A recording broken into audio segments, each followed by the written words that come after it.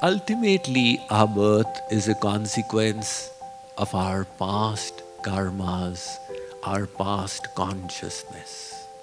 And that explains the variety in this world. One child is born in the family of drunkards, grows up in an environment where people have chemical addictions, is deprived of basic education. Life is a struggle from day to day to just fill the stomach. Another child is born in opulence to parents who have the wisdom to impart wisdom from childhood itself. We see the children of our satsangis who have been born in the satsang. Many of them, not all of them, many of them display such wonderful sanskars. It was those sanskars that provided them with such a rare birth, where from childhood they are growing up in satsang. From childhood they are getting the knowledge, the opportunity to be a part of Bal Mukund, to learn the Kripalu values. And when they graduate, become adolescents, they join the J.K. Yog Youth Club, get further training. And this is the earnings of their past lives. So if somebody by their past merit had become a king like Arjun, the Sri Krishna is saying, Arjun, then what is there for you to doubt? You should have firm faith that you will definitely be protected.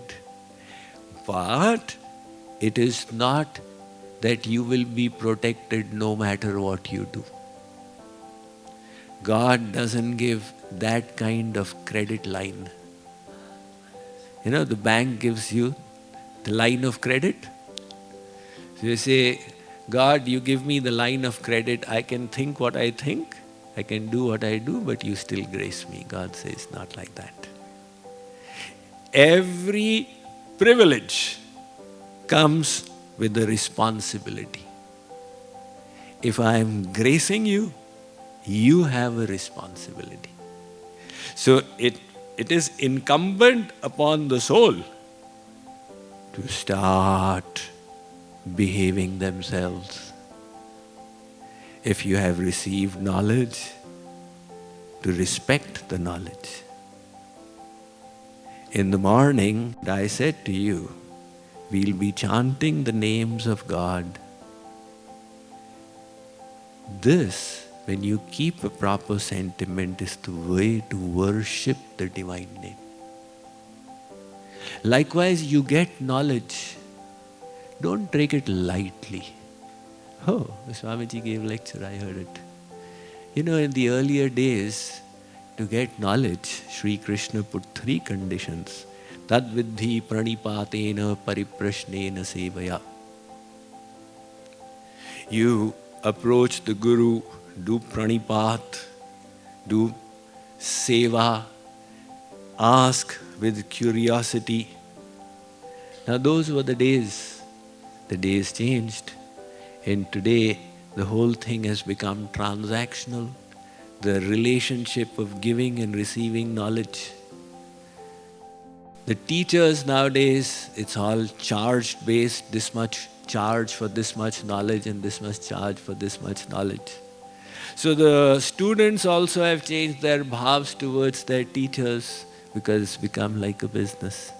But when it comes to divine knowledge, it is not dependent merely on your hearing, but on the grace.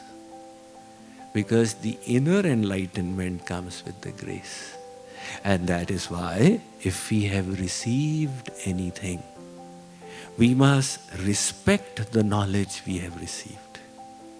To respect the knowledge means to value it and to strive to put it to practice. So, with that kind of respect for the privileges we have received, we must then become profitable servants of God. realize that we have duty from our side. To whom much is given, from them much is expected. If God has blessed you more than He's blessed a person on the street, then He expects you to perform more than the person on the street. And if you say, I will be like that person, then God says, then I'm withdrawing all my graces.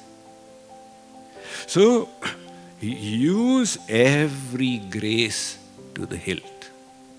We say, God, please grace me.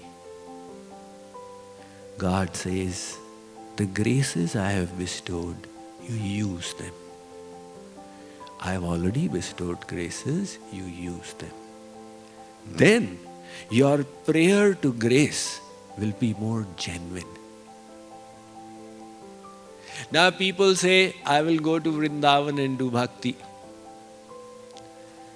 Somebody said to Maharaj Ji, I will go to Vrindavan and do bhakti. This grihasti, this jhamela is too much. Maharaj Ji said, how much free time do you have in your grihasti? 3 hours every day. You use those 3 hours first. The time that you have free, first you start by using that.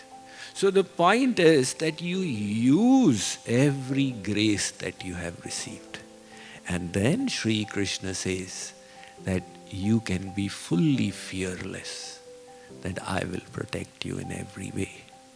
Protect your devotion, protect your spirituality.